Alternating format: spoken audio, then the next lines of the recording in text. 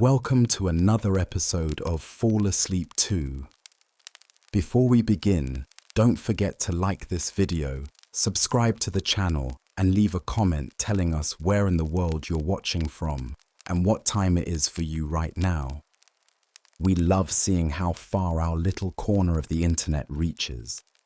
Now, get comfortable, breathe deeply, and let's drift back in time to a world of marble columns, togas, empire, and shockingly horrific hygiene. When we think of ancient Rome, our minds are often flooded with images of architectural brilliance, marble columns glinting in the sun, aqueducts gracefully delivering fresh water, bustling forums echoing with the debates of statesmen, and public baths teeming with life. It's a civilization that gave the world law, language, and engineering marvels. But beneath this polished veneer lay a world of grime, rot, and surprisingly disgusting practices that would make modern germaphobes recoil. Despite their sophistication in many areas, the daily lives of Romans were far from clean by today's standards. To understand how hygiene was handled or mishandled, we must first grasp how Romans understood health and cleanliness. For them, hygiene was less about sanitation in the bacterial sense and more about social order, ritual purity, and appearances. They valued cleanliness, yes, but cleanliness was judged by visual and olfactory standards, not microscopic ones. So, let's begin with the streets.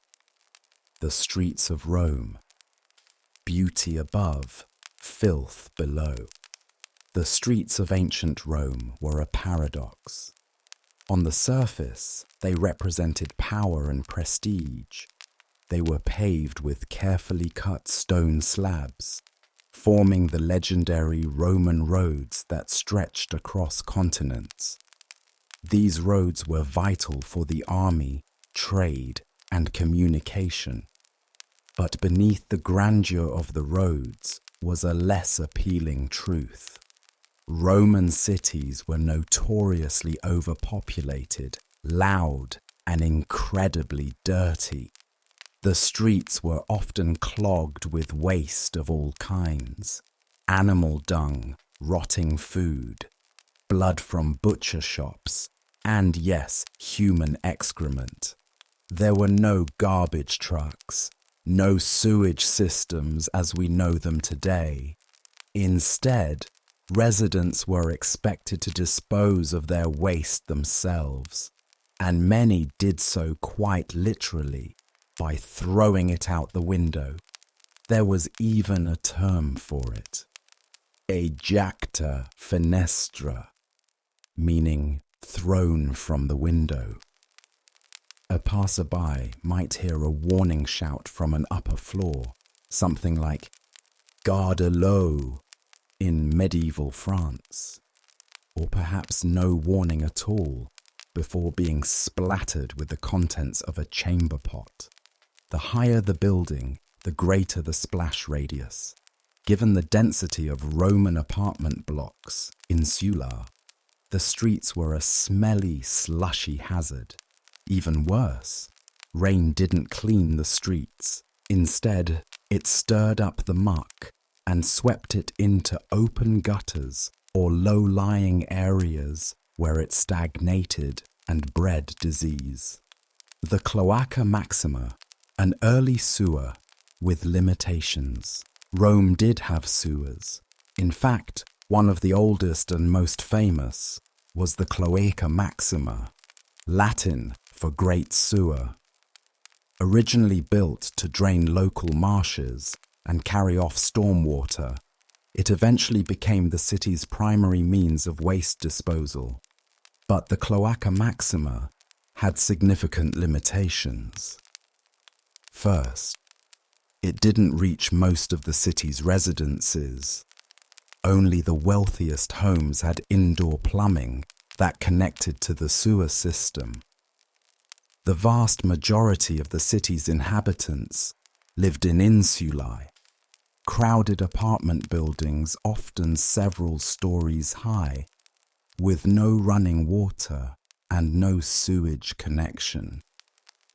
Second, the sewer primarily served the needs of public buildings, fountains, and baths. Solid waste often didn't flow well through the system, leading to frequent blockages and foul smells. Maintenance was infrequent and sometimes hazardous. Slaves or low-ranking workers were tasked with crawling through the tunnels to clear out clogs. Imagine doing that with only a flickering oil lamp and a stick. Third, waste didn't really disappear. It just moved somewhere else. The Cloaca Maxima emptied into the Tiber River, which Romans used for bathing, washing clothes, watering livestock, and sometimes even drinking, though that last one was discouraged by anyone with sense. The Tiber was a slow-moving ribbon of water that reeked of effluent, especially during the summer.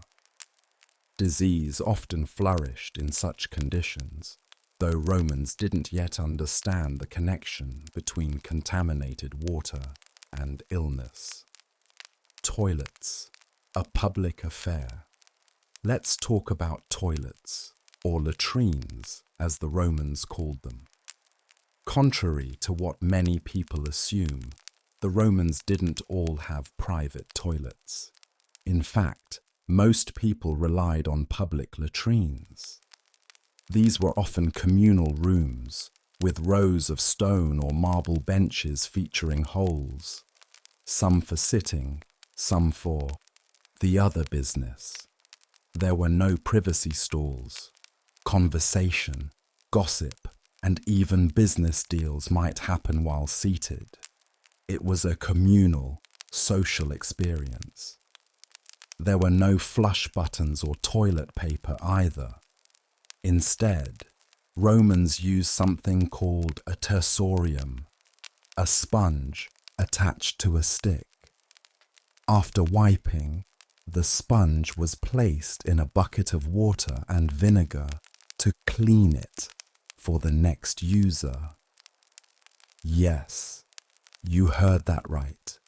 The same sponge, used by dozens, maybe hundreds, of people a day. If you're cringing right now, you're not alone.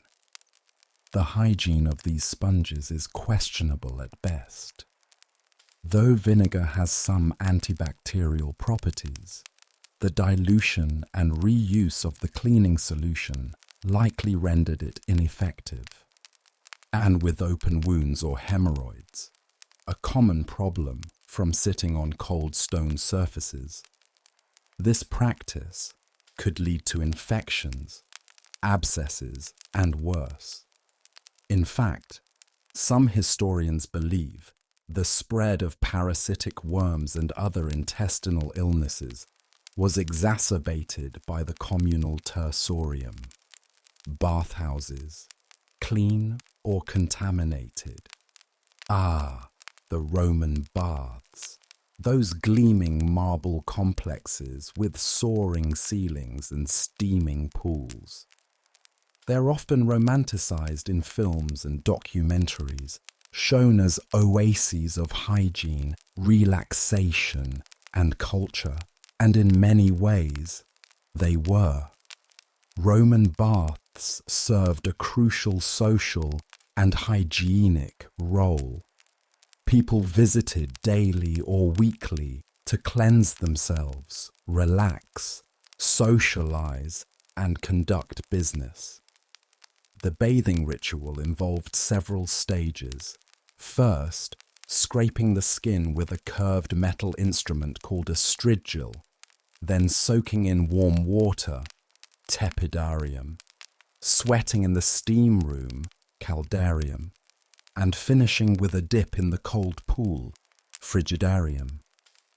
But the problem wasn't the ritual, it was the water. Baths were shared by hundreds or thousands each day, depending on the size of the facility. The water was not drained and refilled after every bather. Instead, it was circulated and occasionally topped up. While this may have removed visible grime, it also became a breeding ground for bacteria, fungi, and skin infections. Body oils, sweat, fecal matter, and urine all made their way into the water, not to mention the strigils themselves, which were rarely cleaned between uses. Some wealthier citizens brought their own, but many used communal ones, scraping dead skin and dirt from strangers' backs before plunging into the same pool.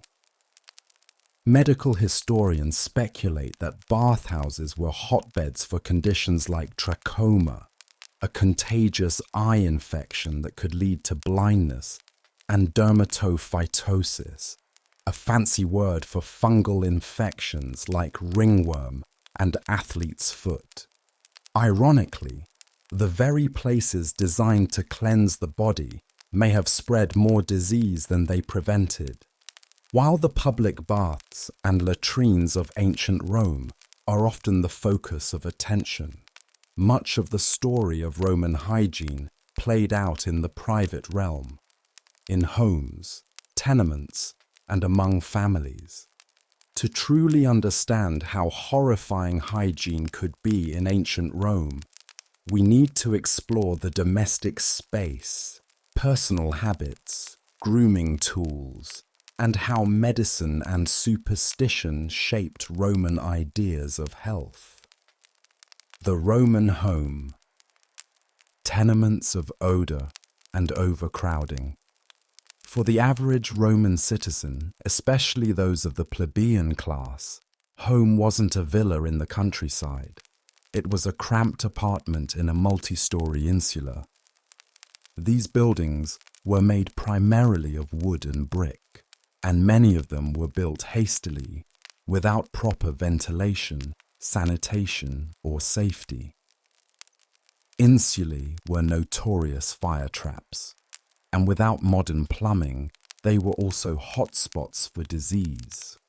Water was a luxury. While some apartments had access to shared water sources, most residents relied on public fountains or cisterns.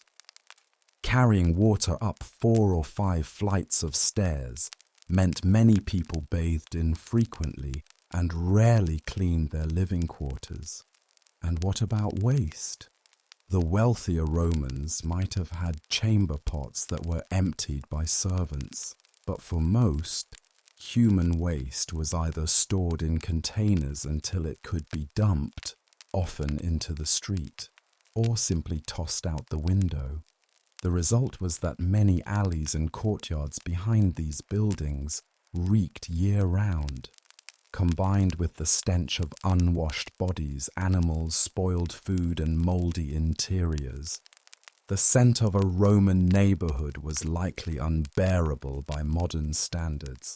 Flies and rats flourished, so did lice and fleas, commonplace companions in every Roman home. The water problem, public fountains, and shared access.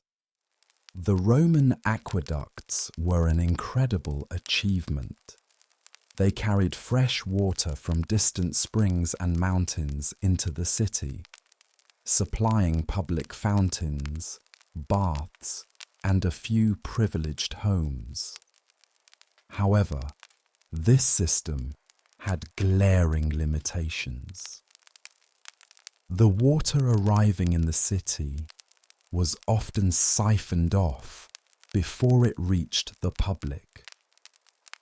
Wealthy villa owners bribed officials or illegally tapped into the aqueducts to ensure a steady personal supply.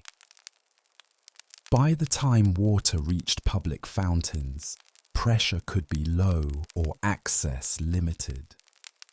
Long lines formed daily, especially in poorer districts. Fetching water was labor-intensive and time-consuming. Many families used their daily rations sparingly, prioritizing drinking and cooking over cleaning. As a result, personal hygiene suffered.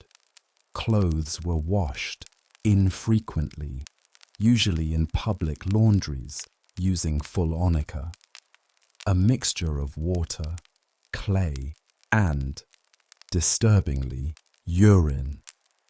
Yes, urine was a standard cleaning agent in Roman times, prized for its ammonia content. It was collected in jars set up on street corners. Anyone could relieve themselves into them, and then used by launderers to soak and scrub clothes. The stench of a Roman laundry wasn't much better than that of a latrine. Personal grooming, tweezers, razors, and dirt.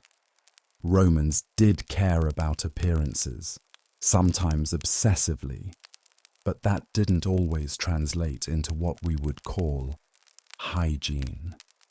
Shaving was common among men, especially during the Republic. Public barbershops, tonstrine, were scattered throughout the city, offering haircuts, shaves, and beard trimmings. But the razors they used were rudimentary, bronze or iron blades that dulled quickly, spread infections, and sometimes caused cuts that festered. There was no antiseptic, and many barbers didn't clean their tools between clients. Women and men used tweezers, volsellae, to pluck body hair, and might burn off unwanted hair with heated shells or pumice stones.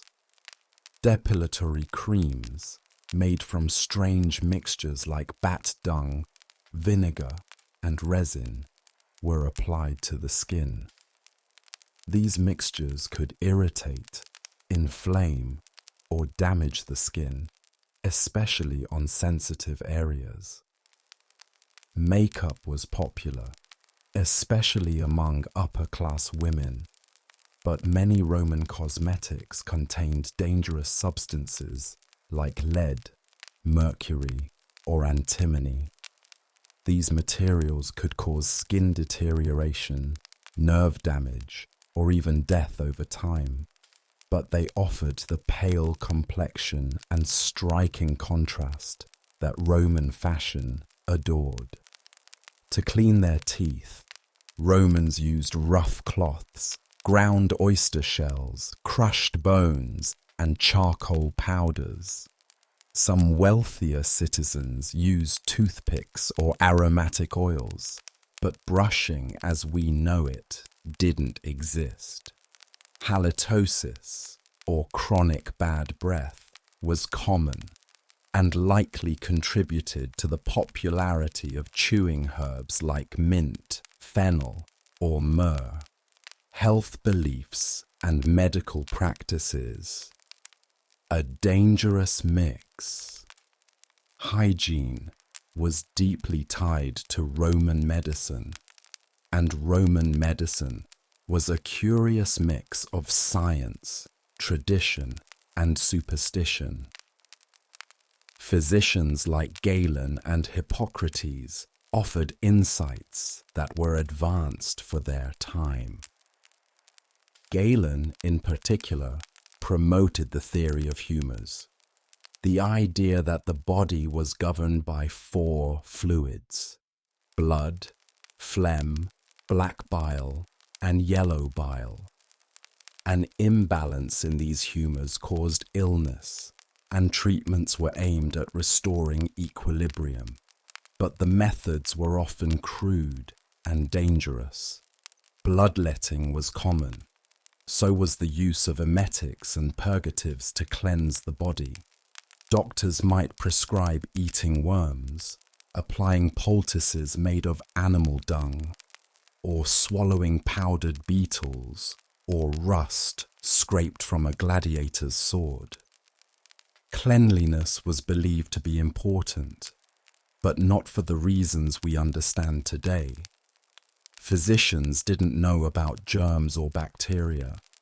Instead, cleanliness was more about balance, maintaining warmth, dryness, and avoiding miasmas, or foul smells believed to cause disease. This theory led to some hygienic practices, like bathing and changing clothes, but it also led to many ineffective or counterproductive habits, like bathing only in certain seasons, or avoiding fresh air during a plague. Public health was virtually non-existent. Contagious diseases, typhoid, dysentery, tuberculosis, and even smallpox, spread freely through the crowded city. During outbreaks, bodies were piled up in the streets. Funeral rites were rushed or skipped, and burial pits became sources of further contamination. Even elite Romans could not escape the reach of poor hygiene. Emperors, senators, and generals were just as vulnerable to infection as the lowest slaves. The difference was merely in how elegantly they suffered. Childbirth, infancy, and hygiene horrors. One of the most dangerous moments in Roman life was birth. Childbirth was perilous for both mother and infant. Without sterile environments or trained midwives in every neighborhood, infections were common. The tools used, scissors, forceps, needles, were rarely cleaned, and many women died from postpartum infections, hemorrhaging, or complications we now easily treat. Babies were swaddled tightly and kept indoors, but illness struck early and often. Many infants didn't survive their first year. Diapers, if used at all, were made from cloth and rarely cleaned thoroughly. Breastfeeding was common, but so was the use of wet nurses, some of whom cared for multiple infants, transferring illnesses from one child to another. There were no vaccines, no antibiotics, no antiseptics. Wounds festered, fevers raged, and often the most that could be done was to pray to the household gods, burn incense, or make a sacrifice to Asclepius, the god of healing. So far, we've explored the visible horrors of Roman hygiene: filthy streets, unsanitary toilets, and questionable bathing habits. But some of the most insidious dangers weren't seen at all. They were swallowed in every meal, hidden beneath every nail, and crawling beneath the skin. Let's turn our attention now to Roman food, how it was prepared and stored, and the unsettling world of parasites, vermin, and invisible microbial killers the Romans never saw coming. Food preparation, a recipe for contamination. The Roman diet, for all its variety and flavor, was often prepared in conditions that would horrify modern food inspectors. Most homes did not have kitchens. Cooking indoors was a fire hazard. Remember, insulae were mostly wooden. So many people relied on street vendors, public cookshops, or pre-prepared meals. These vendors cooked over open flames on carts or stalls that lined crowded alleys and busy intersections. Food was exposed to smoke, dust, flies, and the ever-present stench of nearby gutters and latrines. Meat, when consumed, was especially problematic. Without refrigeration, it spoiled quickly, especially in Rome's hot, humid summers. To mask rot, meats were often salted heavily or doused in sauces like garum, a fermented fish sauce that had a smell potent enough to stun an ox. Garum was used in nearly everything: sauces, soups, even desserts. But the way it was made, by rotting fish guts in the sun for weeks, did little to discourage the spread of bacteria. Bread, the staple of the Roman diet, was sometimes adulterated with ground-up stone to stretch flour supplies. Over time, this wore down teeth and inflamed the gums. Fruits and vegetables, if not washed thoroughly, carried soil-borne pathogens, and shellfish, a delicacy along the Tiber, were consumed raw or undercooked, often resulting in outbreaks of food poisoning and gastrointestinal distress. Romans didn't know about bacteria, but they understood when a food made them sick. Unfortunately, their responses, such as vomiting, bloodletting, or blaming evil spirits, often did more harm than good. The parasites within: worms, lice, and mites. Perhaps one of the most revolting aspects of Roman hygiene was how common parasites were in the body. Intestinal worms were widespread. These included roundworms, tapeworms, and whipworms, all of which could enter the body through contaminated food or water. Symptoms included bloating, diarrhea, fatigue, and even intestinal blockages, though the Romans didn't know the root cause. Medical texts from the period describe various treatments for worms, including bizarre concoctions like crushed mint leaves, vinegar, honey, or more dangerously, mercury and lead compounds. Some even recommended drinking the urine of a fasting boy, a common Roman folk remedy for everything from epilepsy to gout.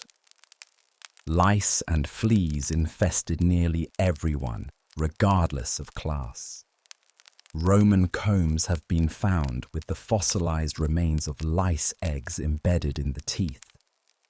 Delousing was a daily ritual for some, but without effective insecticides, reinfestation was inevitable. Lice could spread typhus, a deadly disease that decimated urban populations. Scabies and mites caused skin infections that were hard to treat. Without soap, antiseptics, or knowledge of sanitation, these infestations spread rapidly, especially in army camps, bathhouses, and tenement blocks. The elite might have had access to better remedies: oils, herbs, imported salves, but even emperors weren't immune to infestation. In fact, some Roman emperors were so paranoid about parasites that they ordered their clothes burned after a single use. Rats, mice, and roaches. The infestation of Rome. If you lived in Rome, you lived with vermin.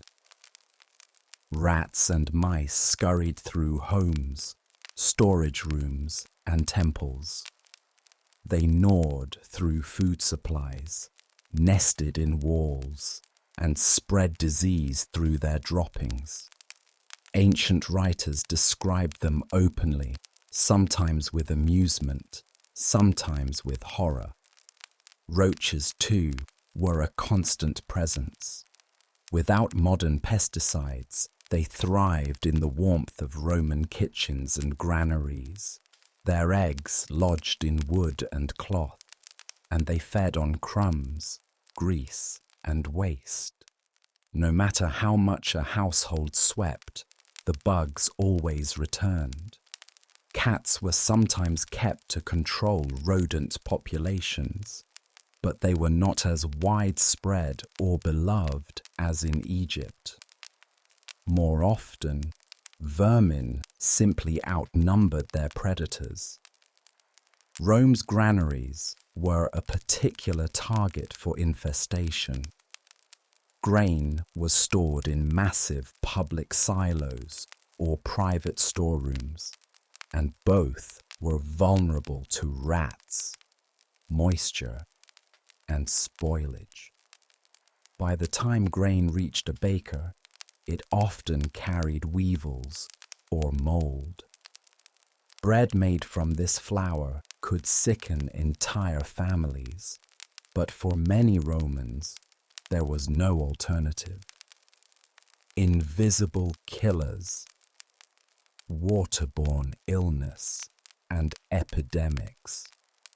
We've already mentioned the cloaca maxima and the dumping of waste into the Tiber. But let's delve into the consequences of drinking, bathing, and living with such water. The Tiber River was sacred to the Romans. It was a source of mythology, commerce, and everyday life. It was also one of the most contaminated rivers in the empire. Fecal bacteria, decaying corpses, tannery runoff, animal blood, and chemical waste all found their way into its currents. People bathed in it, washed clothes in it, even swam in it during festivals. And while most drinking water came from aqueduct-fed fountains, desperate or impoverished Romans often drank directly from the river or from standing pools fed by it. The results were predictable: typhoid, cholera, dysentery, and hepatitis. These diseases spread rapidly through neighborhoods and killed without mercy, especially children. Ancient physicians had no idea what caused these outbreaks. Some blamed foreign air, miasma, others evil spirits or angry gods. Offerings were made, temples were cleansed, and incense burned, but nothing stopped the spread. One of the deadliest pandemics of the Roman Empire, the Antonine Plague, is believed to have been smallpox or measles. It killed millions in the 2nd century CE and helped destabilize the empire. Another, the Cyprian Plague, struck in the 3rd century and turned public spaces into morgues. Even as Roman medicine advanced in theory, its practitioners were helpless in the face of microscopic threats they could not see, name, or understand.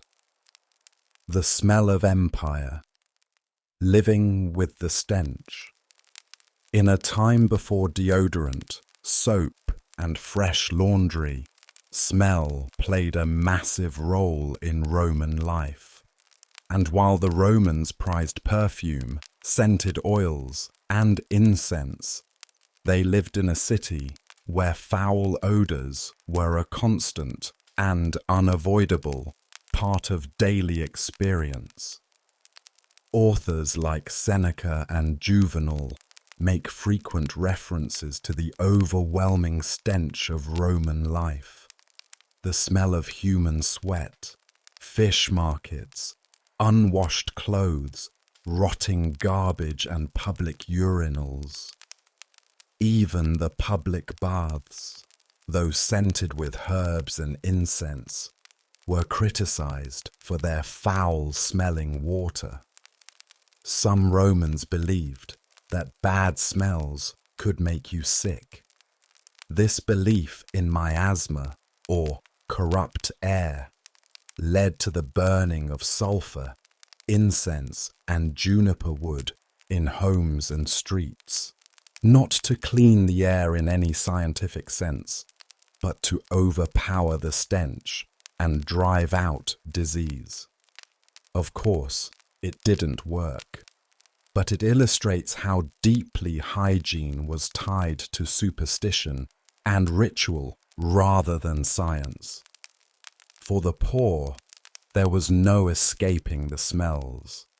Cramped housing, outdoor toilets, shared washrooms, and communal living meant that personal space and personal cleanliness was a luxury few could afford. The rich could flee to their country villas during outbreaks of disease, but the poor were left to suffer in the heart of the empire's filth, the military, and the spread of disease. The Roman legions were one of the most disciplined and organized military forces in history. Soldiers marched in formation, built roads, and conquered vast lands. But they were also massive carriers of disease.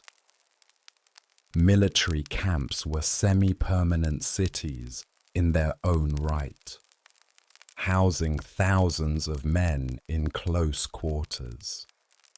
While Roman military engineers built latrines and aqueducts for their camps, conditions were still far from sterile. Soldiers often shared utensils, blankets, and water supplies.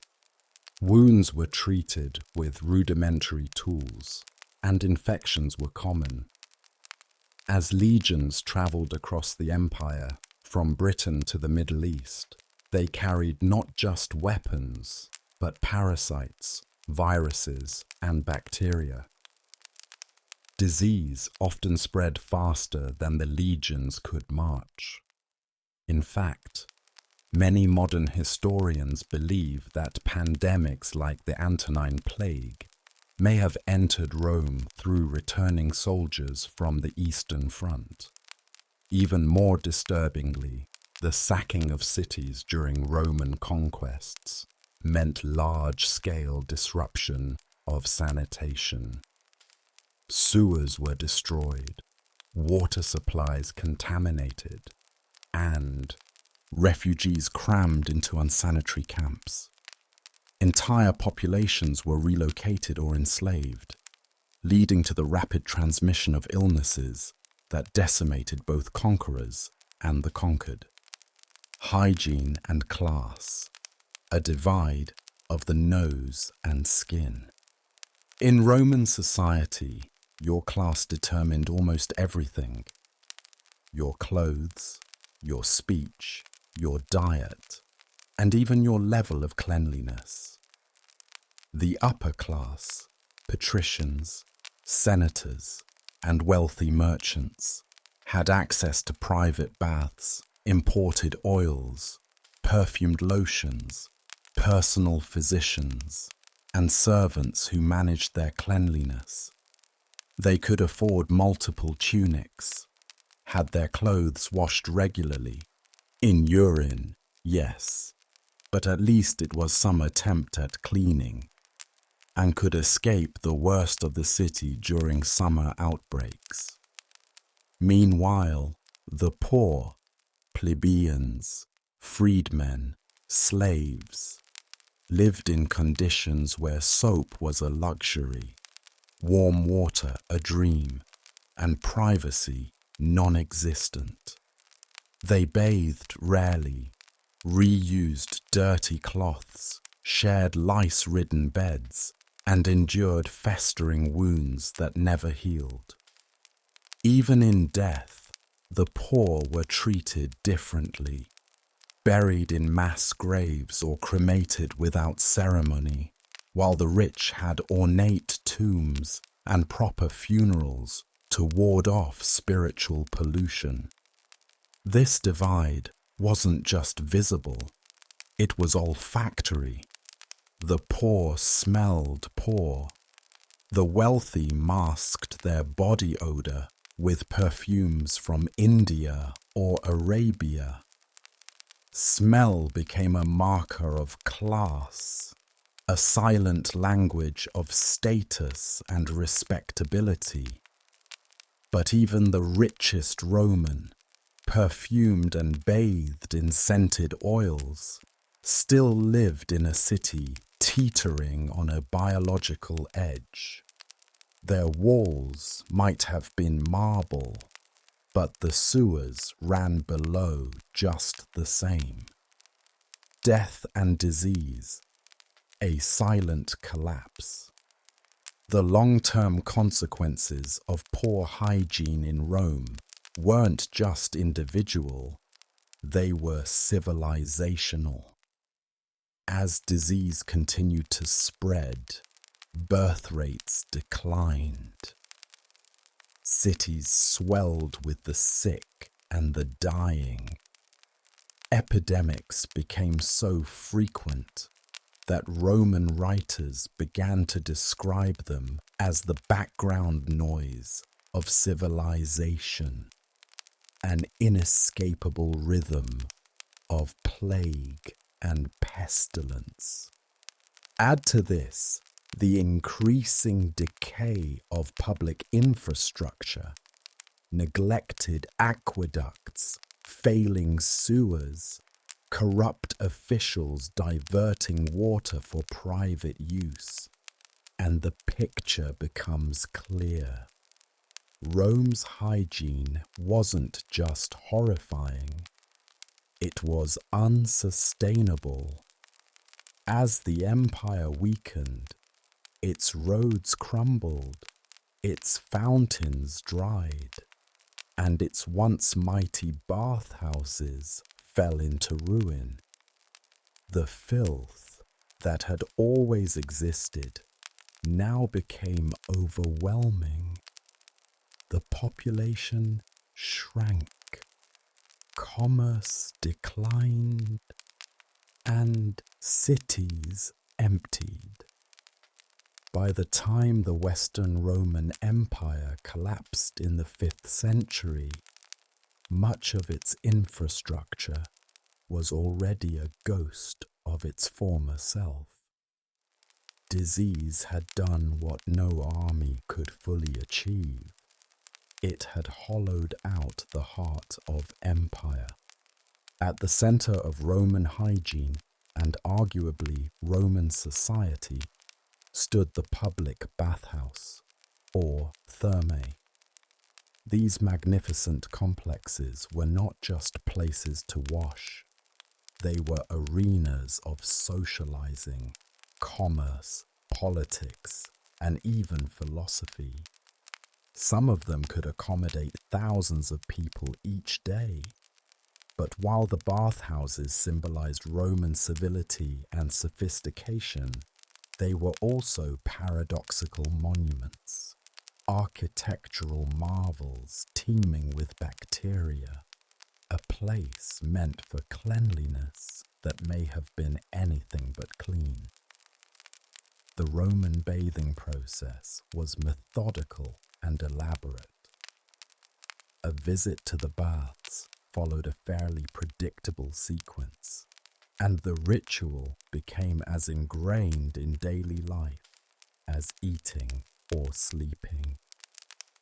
Visitors first entered the changing room, where they undressed and stored their clothes in small cubbies.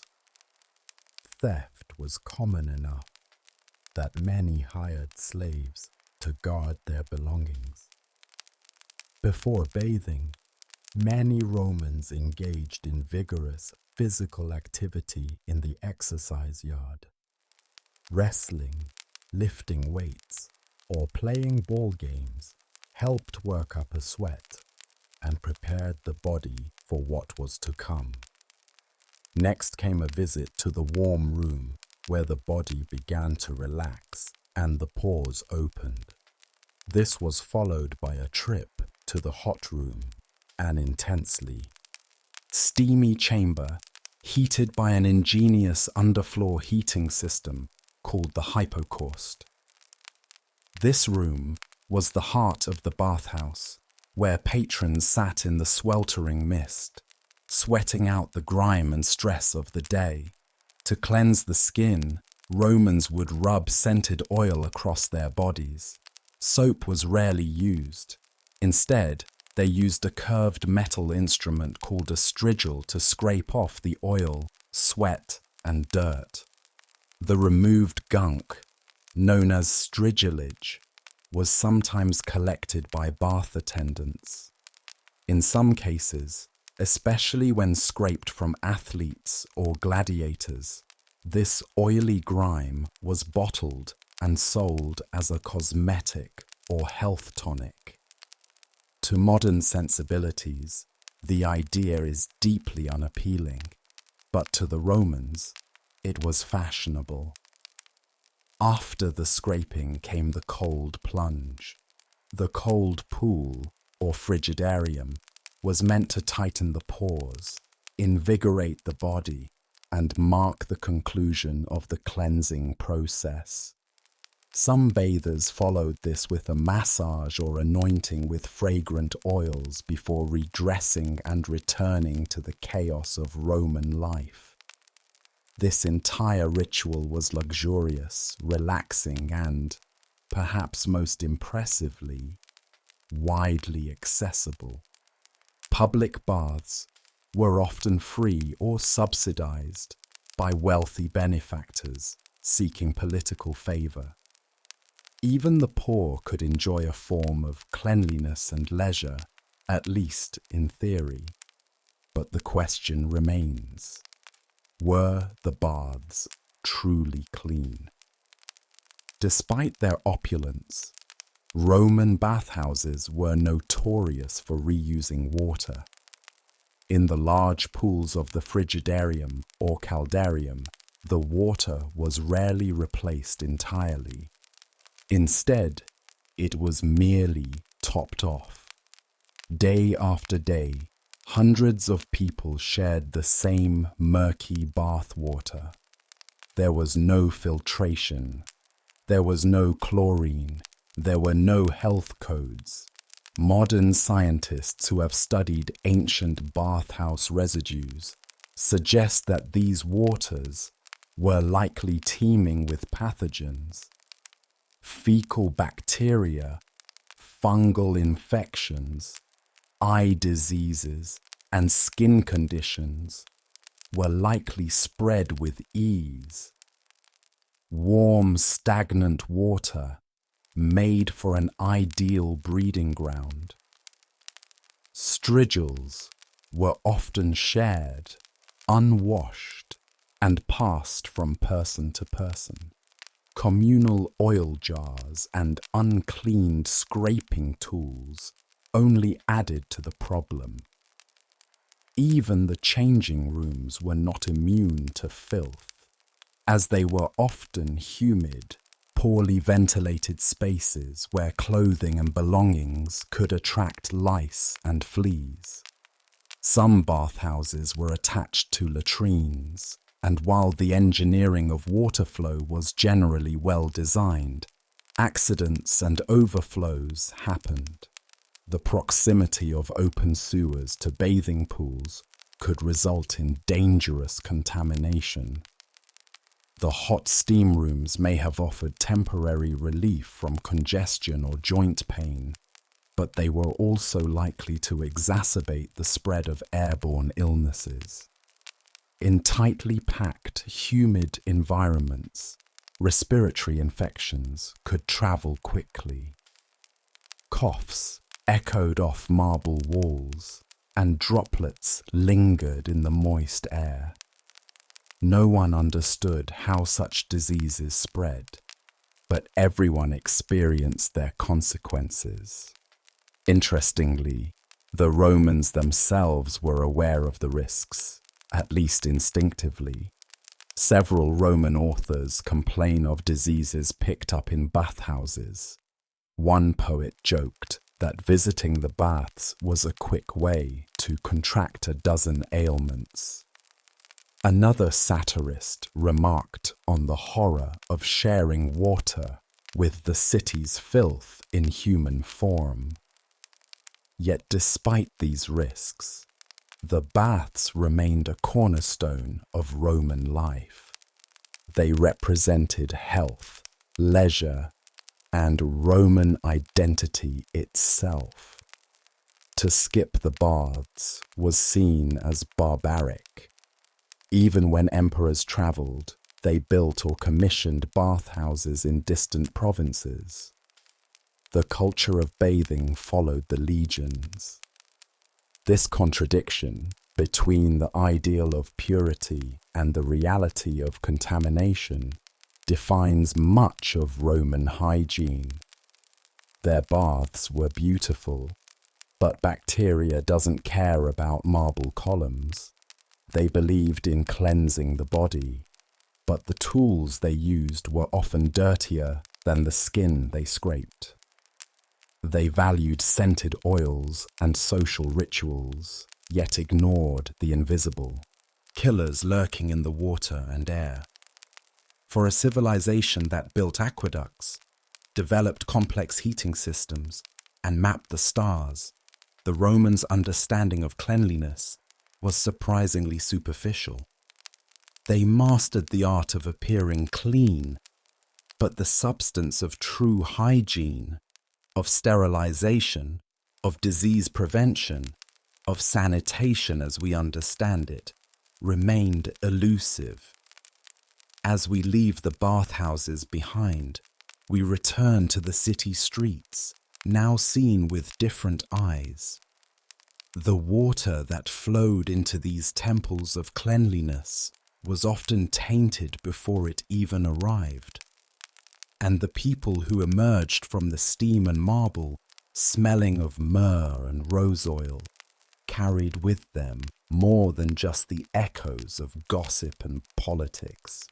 They carried infections, parasites, and pathogens invisible to the naked eye. The Roman Empire is rightly celebrated for its groundbreaking water systems. Aqueducts, fountains, public toilets, and underground sewers all point to a civilization obsessed with controlling and manipulating water. And on the surface, it appears the Romans had achieved something few ancient cultures could: the delivery of fresh water across vast distances and its removal after use. But while the engineering was brilliant, the execution, especially for the average citizen, was deeply flawed.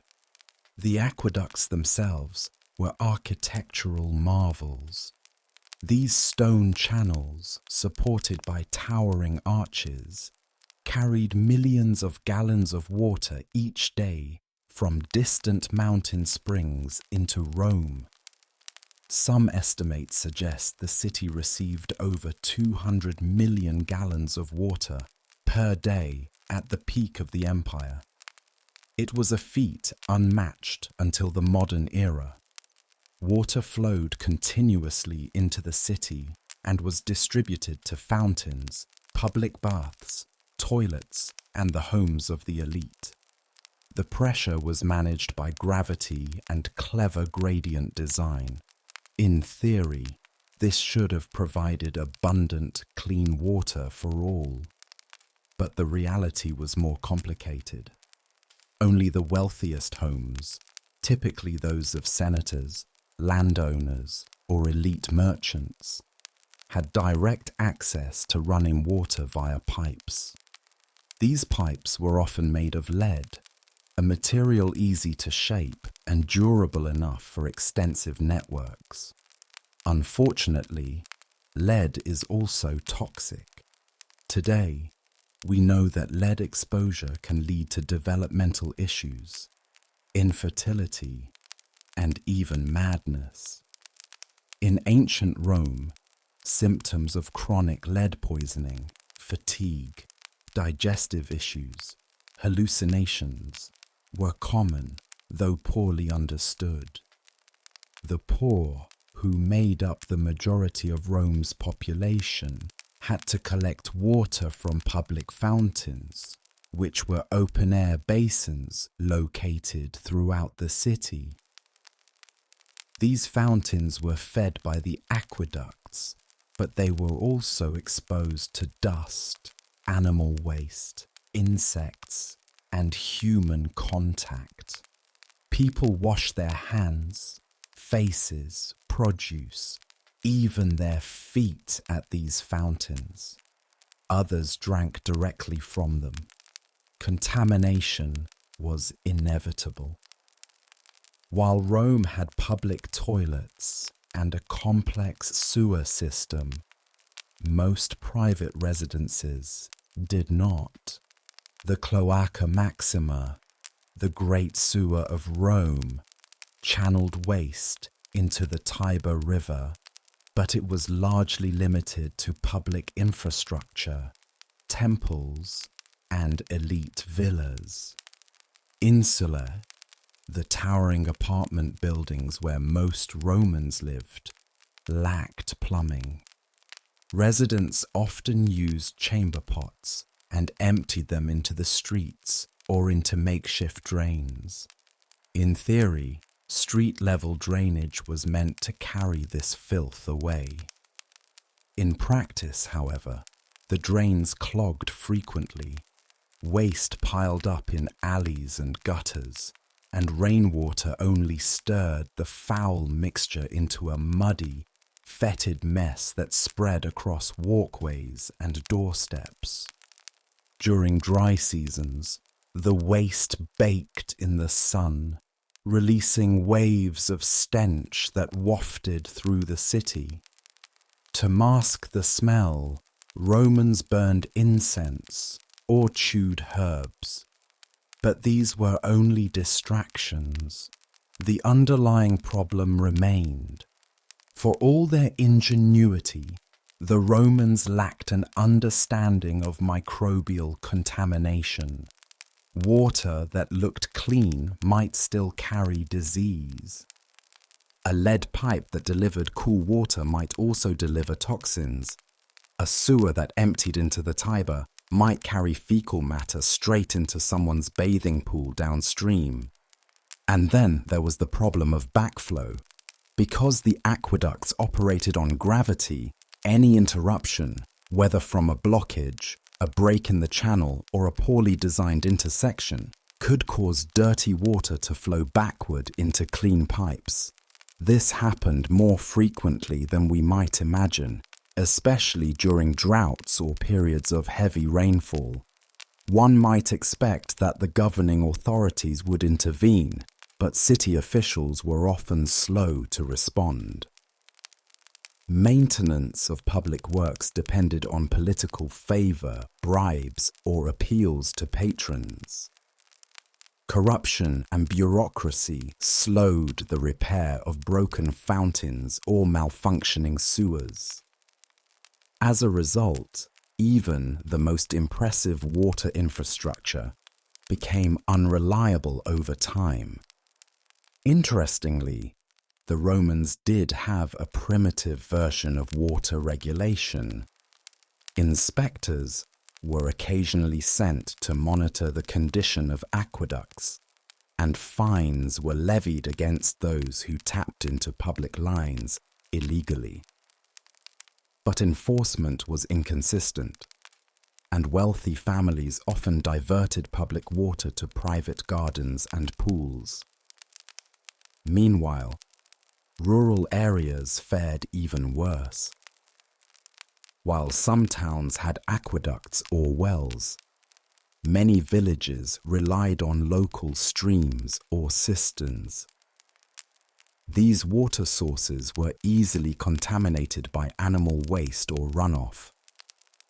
In some areas, particularly in arid regions of North Africa or the Middle East, water scarcity forced people to reuse water multiple times for drinking, cooking, and cleaning alike. Throughout the empire, the story was the same: genius infrastructure, limited reach, unequal access, and devastating blind spots. For every aqueduct that carried water triumphantly into a city, there were dozens of streets where children played in filth and families cooked with contaminated water. To the outside world, Rome appeared clean, orderly, and advanced. But beneath the arches, mosaics, and marble was a constant battle against decay. Their pride in their water systems masked a grim truth. Without understanding bacteria, without true sanitation standards, the empire's brilliance was marred by rot. And as the empire grew, the problem only worsened. Cities became overcrowded, the aqueducts strained, and the once vaunted sewer systems fell into disrepair.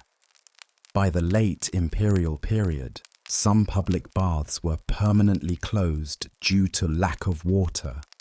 Fountains dried up, and entire neighborhoods were left to fend for themselves. When Rome finally fell, it wasn't just to invading armies, it was to disease, disrepair, and the slow, unrelenting weight of unsolved problems.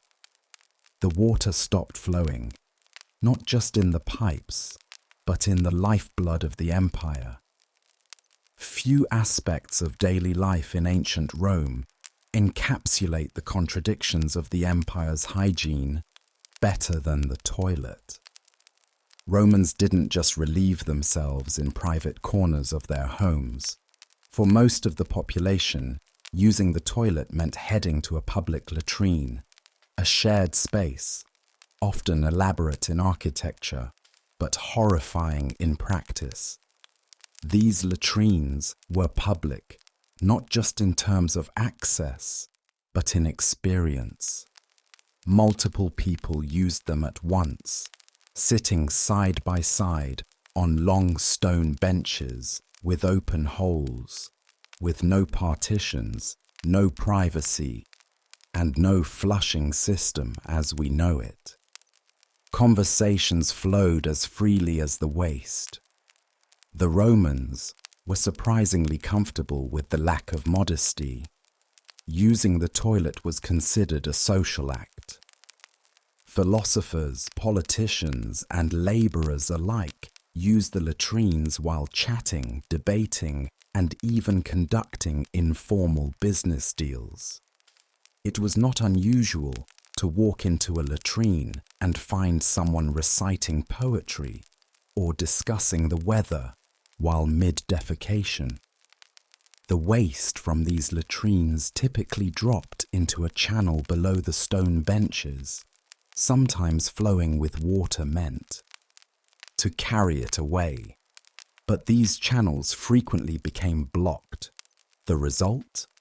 A festering cesspool beneath the seats, where maggots bred and gases fermented.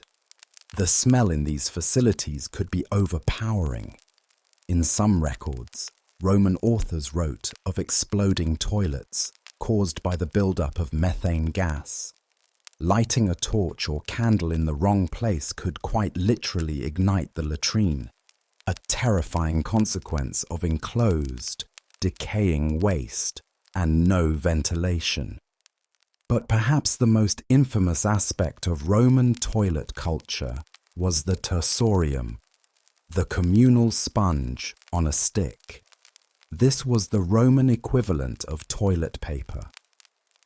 After relieving oneself, a user would dip the tersorium in a trough of water, often mixed with vinegar or salt water, and use it to clean themselves. Then, they'd leave it behind for the next person to use. The same sponge, shared by everyone. In theory, the vinegar acted as a disinfectant. In practice, the tersorium was a nightmare of cross-contamination. If someone had open sores, hemorrhoids or intestinal infections, as many Romans did, bacteria would easily spread from user to user. Diseases like dysentery, hepatitis, and parasitic infections likely flourished in these shared facilities. Some wealthier citizens carried their own personal sponges or cloths, but most people had no choice. Even slaves and children used the communal tools. In the crowded insulae, people might not even have access to public latrines, relying instead on chamber pots or makeshift buckets. These were then dumped, again, into the street or into alleyways behind buildings, creating streams of effluent that wound through the city. And yet, despite all this, the Romans were proud of their toilet system. The latrines were often decorated with mosaics, paintings, and columns. Some were even attached to bathhouses or marketplaces. In Pompeii, one latrine had a fountain and a sculpture of a dolphin, offering a surreal contrast between form and function. To the Roman mind, these toilets were symbols of urban sophistication. Most other ancient cultures still relied on outhouses, pits, or open defecation. Rome, by comparison, offered seats of marble. But what looked clean on the surface hid the same truth we've seen throughout this story. Without knowledge of germs, even the most advanced system could become a factory for illness. Even the engineering had its flaws. The water used to rinse the tessoria, for example, was often stagnant or reused. The drainage pipes below the latrines, when they existed, fed into the same networks that channeled water to other public spaces. Backflow and cross-contamination weren't rare. And as Rome expanded, maintenance of these facilities became harder to manage. Another strange and terrifying feature of Roman latrines were the latrine demons. These weren't just metaphors.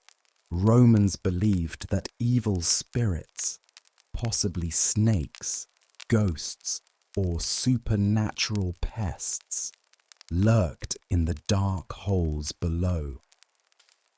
Some historians believe this belief may have originated from real experiences.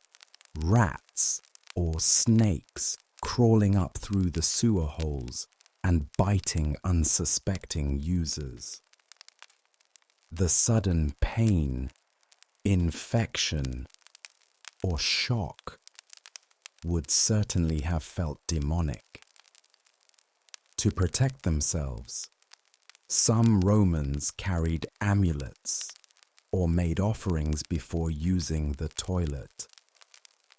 Others carved protective symbols or invoked deities associated with cleanliness and protection, like Fortuna or Cloacina, the goddess of the sewer. To modern minds, the latrine experience in Rome is a horrifying blend of social ritual and biological hazard. But for the Romans, it was routine.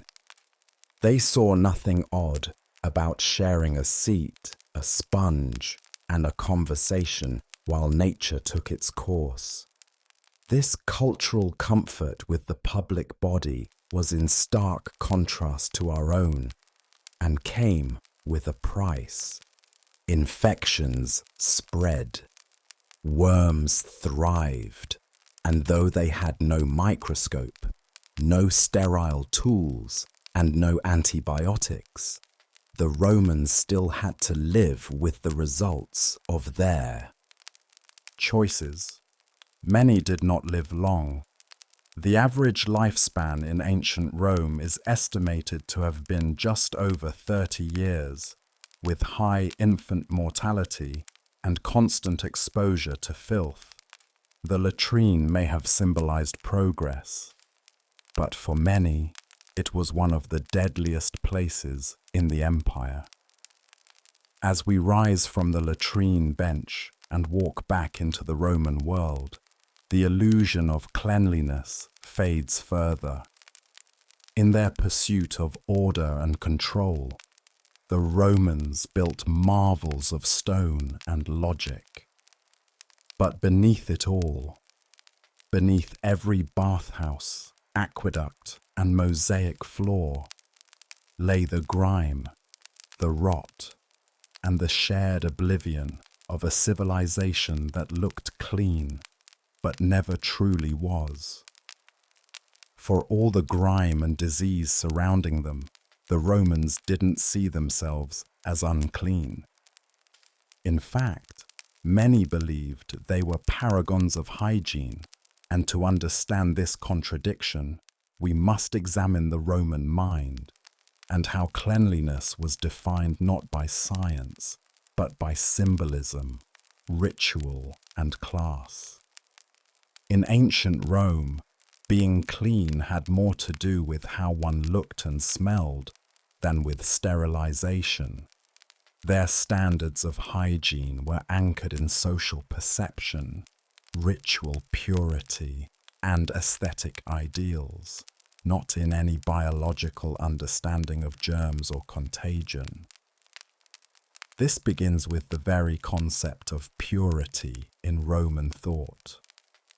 Religious practices, military readiness, and even political participation often demanded that a Roman be ritually pure.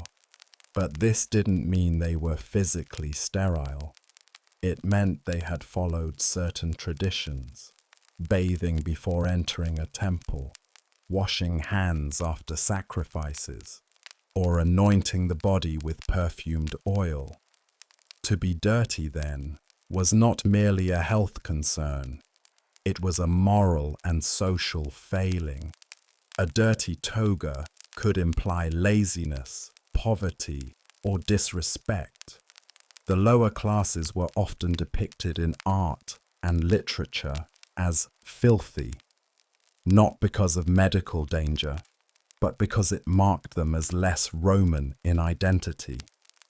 Dirt and decay were associated with foreigners, barbarians, or slaves, those considered outside the noble Roman order. This explains why public baths were so important. They weren't just places to clean up. They were spaces to prove one's Romanness, to perform civility, and to show respectability. A man who frequented the baths, trimmed his beard, oiled his skin, and wore a clean tunic was fulfilling his social role, even if he carried lice in his hair and worms in his gut. In medicine, too, appearances trumped cause. Roman doctors believed that disease was caused by imbalances in the body's fluids. The four humours: blood, phlegm, yellow bile, and black bile. Cleanliness played a role, but mostly in terms of balance. Not too hot, not too cold, not too wet, not too dry.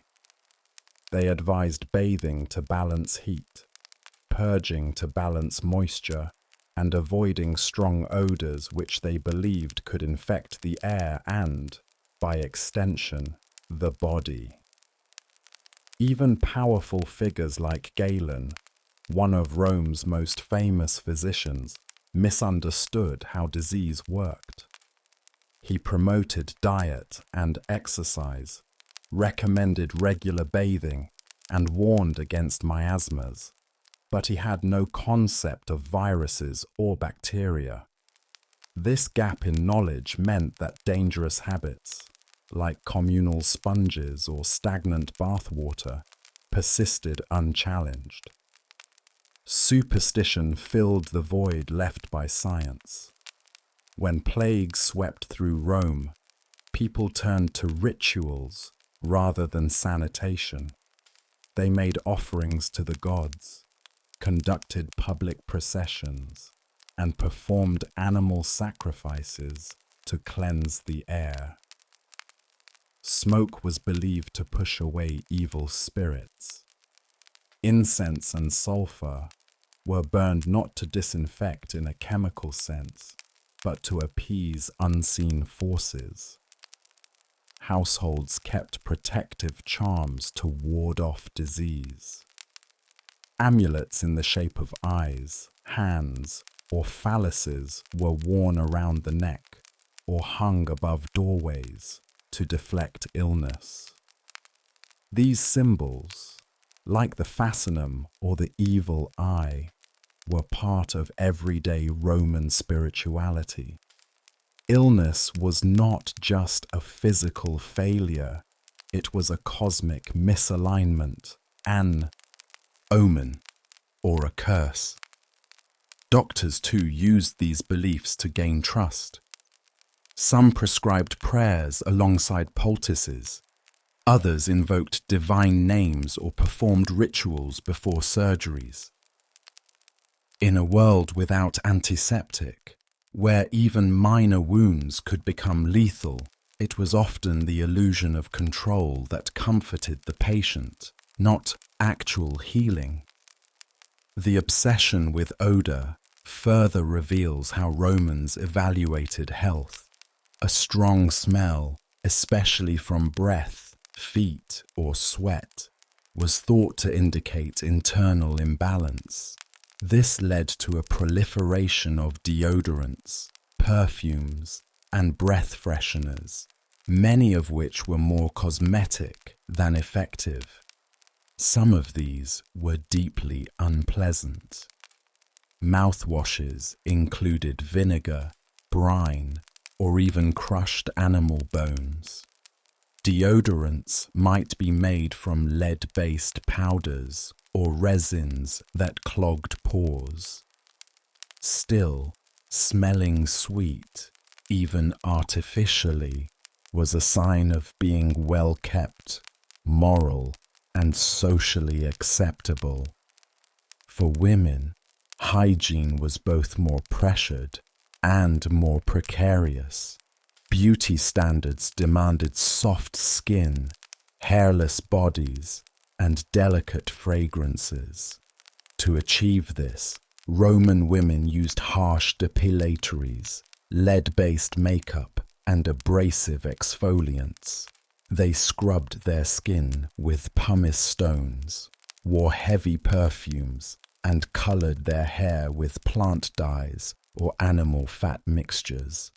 But these practices came at a cost. Lead makeup caused neurological damage. Depilatory creams burned the skin. Eye cosmetics could cause infections. And because women were often excluded from formal medical training, they relied on folk healers or slaves, passing down dangerous recipes with each generation. Ironically, it was often the most beautiful Roman women who suffered the worst effects of toxic hygiene, poisoned slowly by the very standards they were expected to meet. This psychological and cultural framework of cleanliness as image, of disease as imbalance or curse, shaped everything from public architecture to personal habits. It made latrines social, bathhouses sacred, and doctors semi-priests. But most of all, it masked the real danger. Romans didn't fear what they couldn't see. They feared what looked wrong, smelled foul, or violated tradition. And because germs were invisible, they went unpunished. Thus, the illusion of cleanliness remained intact. Even as infections spread in bathwater, parasites nested in clothing, and plagues consumed entire neighborhoods, Rome's hygiene wasn't hygiene at all. It was theatre. It was ritual. It was identity. And like so much of Roman society, it worked. Until it didn't. When we think about Roman hygiene, it's easy to picture the aristocrat reclining in his villa, the senator in his marble bath, or the plebeian in a crowded insula. But the Roman world was also filled with people who had little to no control over their hygiene, those whose lives were defined by vulnerability, exploitation, or neglect. And for them, the consequences of Rome's superficial cleanliness were often the most severe.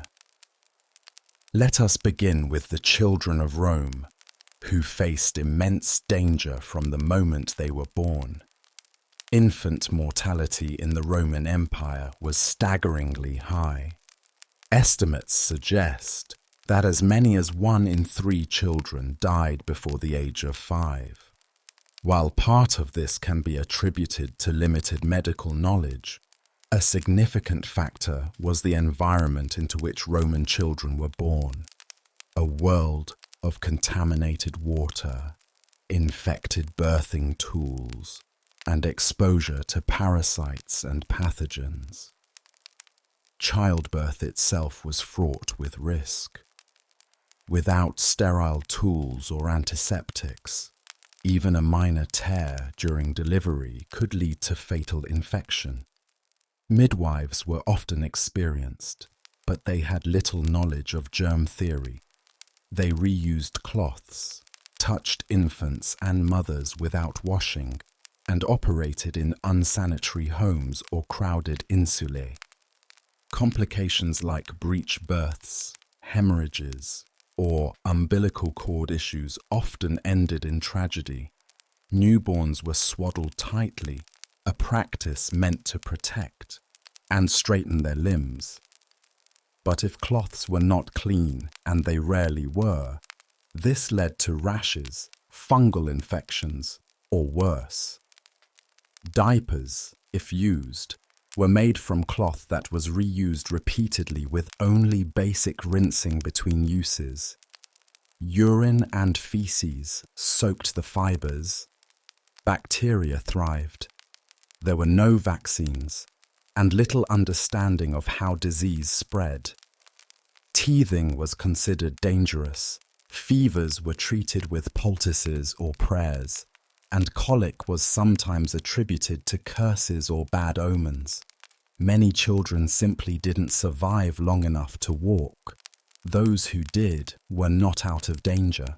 Children often played in alleyways, in streets filled with waste and vermin. They shared food, cups, and lice. Cuts from play could become infected. Worms, fleas, and lice were common. Bathing, if it occurred at all, was irregular. Parents did what they could, but few could protect their children from the microbial hazards of daily Roman life. Then there were the slaves, a vast population without agency or autonomy, whose hygiene was dictated entirely by their owners. Some household slaves, especially those in elite homes, were better off. They might bathe regularly, be provided with clean tunics, and have access to doctors when sick, if only to keep them useful. But even this was no guarantee. Many were forced to perform the dirtiest tasks, cleaning latrines, maintaining sewers, tending the sick, or disposing of the dead. Exposure to disease was part of their daily life. Field slaves and those in mines or construction were even worse off. They lived in crowded, makeshift shelters with no sanitation. Water, when available, was for drinking, not washing. Cuts, bruises, and infections were left untreated. Lice, fleas, and parasites were rampant. Some were worked to death before illness could even take its toll. Female slaves were especially vulnerable. Many served as wet nurses, often caring for multiple children at once and transmitting illnesses between them. Others were subject to sexual abuse, which brought risks of sexually transmitted infections and complications from untreated injuries. And because they were property, their suffering was not documented, only their productivity. In times of plague or epidemic, slaves were often the first to be abandoned, the first to be blamed, or the last to receive care. Their hygiene didn't matter to the system unless it affected the health of their masters. And what of the elderly in a society that valued youth, strength, and the vigor of the military? There was no retirement for the working poor in Rome. Aging laborers, veterans, or slaves too weak to work often ended up begging on the streets or dying anonymously in overcrowded quarters. Their bodies weakened by age, they were especially vulnerable to disease and especially likely to be ignored. Tooth loss, skin conditions, blindness, and arthritis plagued the elderly. But the worst burden may have been incontinence in a world with few supports for those who could no longer control their bowels or bladder. For the old and the sick, the absence of personal hygiene was a source of shame and isolation. There were no adult diapers, no home nurses, no safe and private toilets, just public latrines, alleyways, and neglect. Some families cared for their aging relatives, and wealthy households might have had slaves attend to the elderly.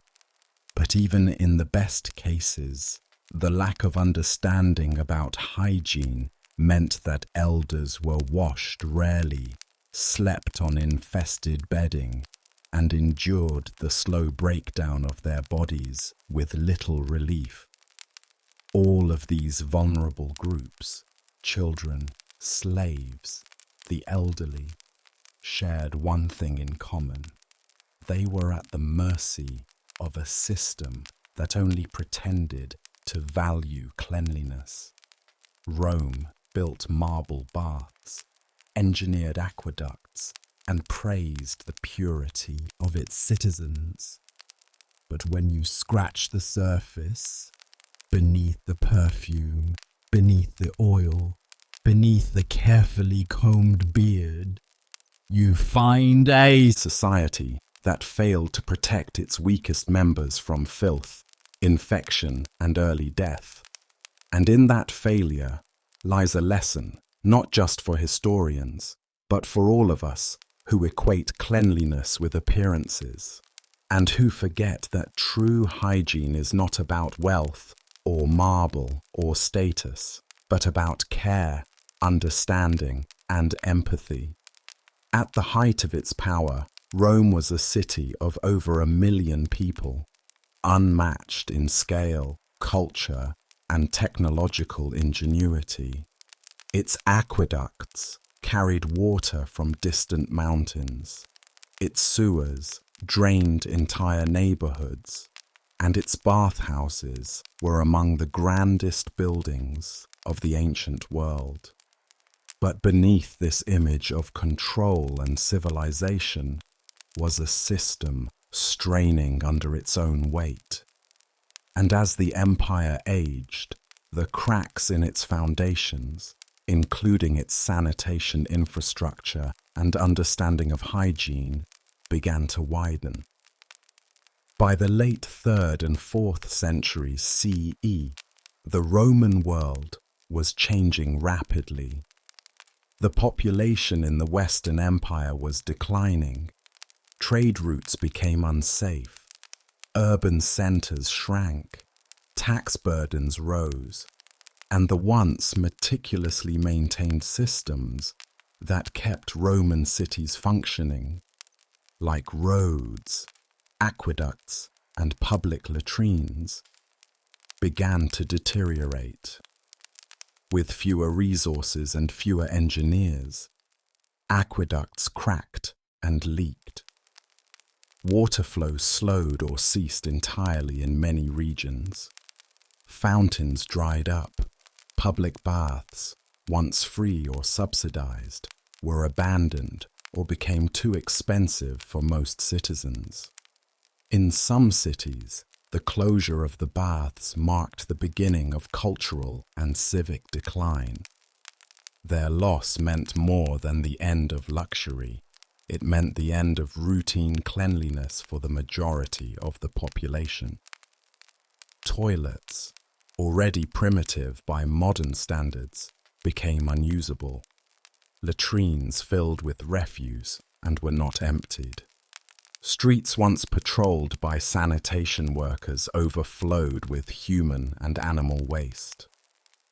Vermin multiplied. Mosquitoes thrived in clogged cisterns and standing pools of filth. As infrastructure crumbled, disease surged. Without access to clean water, people were forced to rely on polluted wells or the Tiber itself, now a toxic ribbon of rot and runoff. The result was repeated outbreaks of cholera, dysentery, and typhoid, plagues that sapped the strength of already suffering communities. In tandem with this physical collapse was a spiritual shift. As Christianity spread throughout the empire, attitudes toward the body began to change. Early Christian teachings emphasized spiritual purity over physical cleanliness.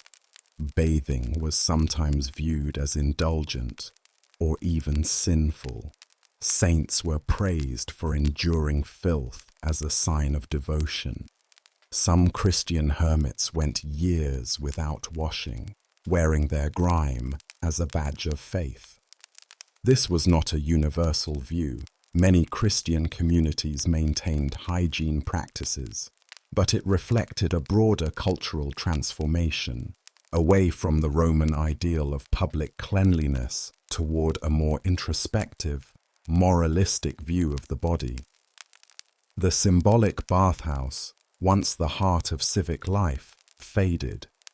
So too did the idea that the state had a duty to provide sanitation for its people. As Rome fragmented into feudal territories and the Western Empire dissolved, no new public baths were built, no new sewers dug. The infrastructure was too complex to maintain, and the knowledge that once kept it running slowly disappeared. What emerged in its place was the world of the early Middle Ages, a world often darker, dirtier, and more isolated. Many of the hygiene practices we take for granted, hand washing, toothbrushing, wound sterilization, would not become widespread again until over 1,000 years later. In this sense, Rome's failure was not merely military or economic, it was hygienic. Its inability to sustain the systems that protected its people's health made it vulnerable to internal decay. Disease did not just weaken bodies, it weakened morale, labor supplies, and economic resilience. It frayed the bonds between citizens and their cities, between rulers and the ruled. The irony is stark. The civilization that brought water across mountains and carved sewer tunnels deep into the earth was undone, in part, by the very thing it once claimed to conquer: filth. To outsiders, the fall of Rome appeared sudden, but from within, the decline was gradual, a daily erosion of cleanliness, order, and vitality. The empire did not collapse in a single day. It rotted slowly, and part of that rot was literal. And yet, the legacy of Rome's hygiene survived, if only in fragments. Some aqueducts continued to carry water in parts of Europe long after the legions had departed. Roman bathhouses inspired later Islamic and Byzantine bath cultures. Even the word sanitation, derived from the Latin sanitas, carried forward the ideal, if not always the practice, of Roman cleanliness. But perhaps the most enduring lesson is this: hygiene is not a luxury, it is a foundation. A civilization that neglects its sewers, its water, and its waste, no matter how grand its architecture or philosophy, is doomed to crumble from within. As we reach the end of this journey through ancient Rome's hygiene practices, what becomes clear is not just how dirty the empire was beneath its marble facade, but how deeply Rome misunderstood what it meant to be clean. For the Romans, cleanliness was ceremonial, aesthetic, and performative. It was something you displayed through fragrant oils, fresh tunics, and ritual ablutions. It was about being seen as clean, about projecting order and sophistication, even if the body remained a host to parasites and pathogens, and even if the water you bathed in was crawling with invisible dangers. The Romans washed frequently, but rarely sterilized. They engineered sewers, but dumped waste into rivers they drank from. They built vast aqueducts, but failed to prevent their pipes from leaching poison. They worshipped the gods of purity, yet ignored the basic biological truths that governed life and death. This contradiction lies at the heart of the empire's decline. The greatest cities of antiquity collapsed not under the weight of war alone, but under the unseen pressure of disease, decay, and infrastructure, stretched beyond its limit.